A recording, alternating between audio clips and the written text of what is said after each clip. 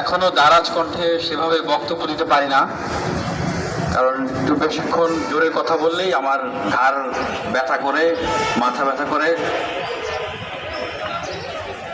আজকে গণ অধিকার পরিষদ ঢাকা মহানগর দক্ষিণের উদ্যোগে দ্রব্যমূল্যের ঊর্ধ্বগতি, সড়কে মৃত্যুর মিছিল এবং ব্যাংকিং খাতে লুটপাটের প্রতিবাদে যে সমাবেশের আয়োজন করা হয়েছে, আমি ধন্যবাদ জানাচ্ছি।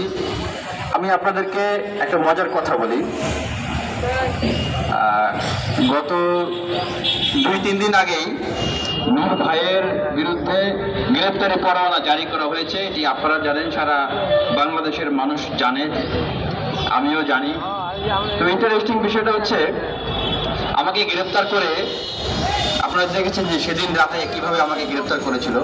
গ্রেপ্তার করে নিয়ে গিয়ে ডিসি সাহেব তার রুমে আমাকে ঢুকিয়ে যে প্রশ্নগুলো করছিলেন, তখন তিনি আমাকে জিজ্ঞেস করলেন, আচ্ছা বলো তো, নুরের সাথে KNF এর কি সম্পর্ক? আমাকে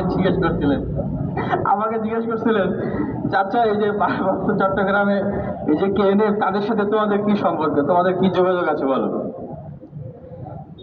এই কথাটি আসলে বলার উদ্দেশ্য হলো, দেখেন, KNF কিছুদিন আগে পার্বত্য চট্টগ্রামে যেভাবে সশস্ত্র হামলা চালালো, ব্যাংক লুট করলো, এটি তো আমাদের বাংলাদেশের যে প্রতিরক্ষা বাহিনী, আমাদের বাংলাদেশের যে অভ্যন্তরীণ আইন শৃঙ্খলা বাহিনী, সকল বাহিনী এবং আমাদের যে স্বাধীনতার সার্বভৌমত্ব, সেই স্বাধীনতার সার্বভৌমত্বকে চ্যালেঞ্জ করা, তাই না?